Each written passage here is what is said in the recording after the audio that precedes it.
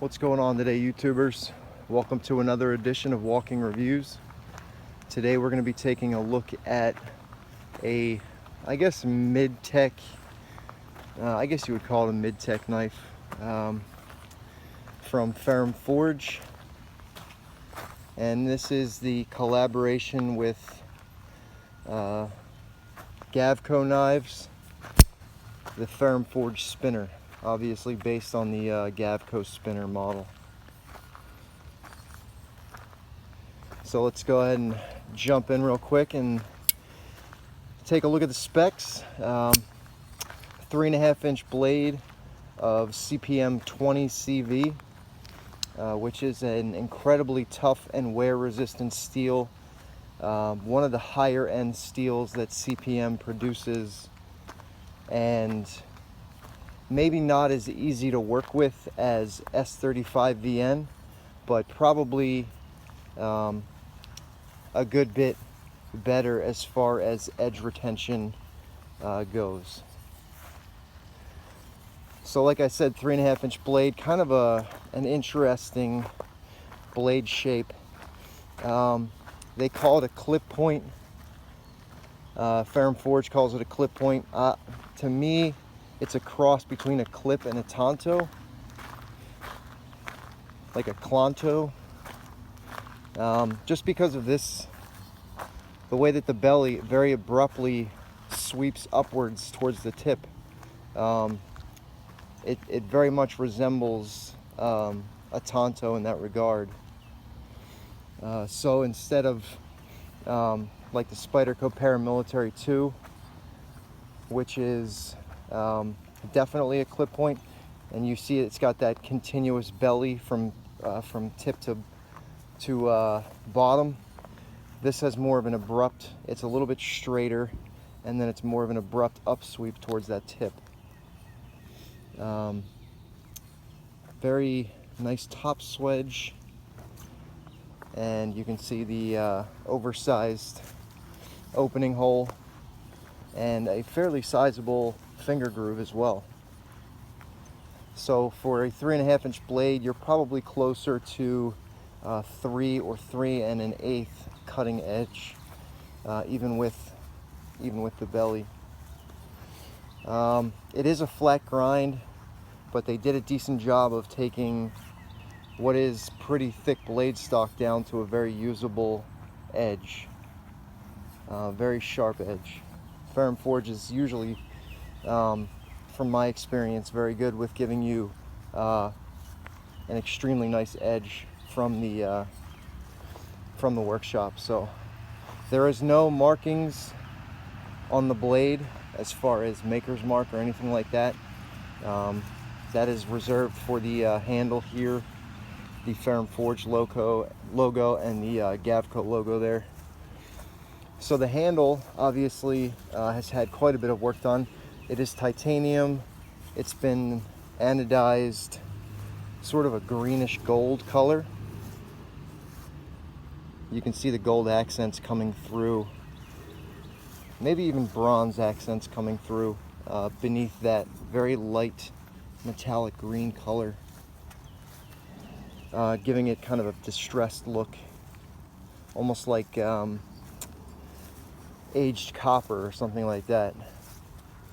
The hardware is all that same kind of copper bronze color, except for the pocket clip, which is just kind of a gray, standard gray pocket clip. This is the same pocket clip you're going to find on every single Ferrum Forge knife. They really don't change it. So the knife is a flipper slash hole opener, and it opens extremely well with the flick, and flips out very nicely with the flipper tab. This is definitely not the usual Ferrum Forge flipper tab. If you remember on the last two knives of theirs that I showed you, which was the Scepter and the N-Tac originally, they had that upswept, or rather downswept flipper tab with no real place for your finger to purchase. leaving you not much option other than to push button the flipper tab. This one has that very distinct groove which catches your finger, so you can light switch the knife open. As far as rolling the blade out, that's not going to be doable, at least for the way that mine is set up. You can adjust the detent to be softer if you prefer, and that would probably give you the ability to roll it open, but where I have it set up, that's not possible. So the handle length is, we've got a pretty good blade to handle ratio. Handle length is about 4.4, just under 4.4. And like I said, the blade length is 3.5. So overall, we're just under 8 inches. We're like 7.8 or something like that. Weight-wise, we are at just over 4.5 ounces, which is a pretty good weight for this size knife. I guess probably the only thing they could have maybe done to reduce that is a little bit of pocketing in the titanium handle, because it is a knife with flow-through construction, just 2 standoffs that have also been anodized, that same bronze copper color. You can see when the knife is straight up, you can't really see the stop pin. It's not quite hidden, I guess, but masked or disguised when the knife is open. There it is when the knife is shut. So aside from that beautiful anodizing, they've also done a really nice job of giving this knife, you can see there the milling work. It almost looks like the shell or carapace of like a scorpion or something like that. It's got those really fine little lines, and then the larger, obviously, segments. And in between all of those segments, you can see the edges have been rounded. Now that's this one, but there are a multitude of different finishes to the handle. Obviously, the locking side is just plain, very simple, straightforward. But there are other spinners that have very different show side handle scales. Some with more contouring, some with less. Most of them don't have this kind of line pattern milled into it. They're just sort of like heavily contoured. So there's also a multitude of colors. You know, everything from straight stonewashed titanium to you know, blue, green, red, gold, whatever you can imagine, they've probably done that color. So I'm a fan of knives that give you that kind of choice. I like to try and collect different color knives, just because carrying that same stonewash looking knife can get a little boring. You know, if that's something that you care about, obviously the aesthetics, which I think most of us do, it's safe to say. As far as fit and finish goes, I mean, this is probably the best Ferrum forged knife that I've had as far as fit and finish. The centering is dead on. You know, the edges are all finished. It's very comfortable, ergonomically, very comfortable with that forward finger groove. Hey, sorry, my dog's starting to get a little bit too far away. Come here, buddy. Come here. Come here. Good boy. Stay. Go on, over here. Over here. Go, go, go. Yeah, anyways, just really nice ergonomics. I like the way that the back is rounded and just fits very nicely in the hand. There's no jimping, but there is a kind of a thumb ramp here with the way that the blade sweeps up at the butt.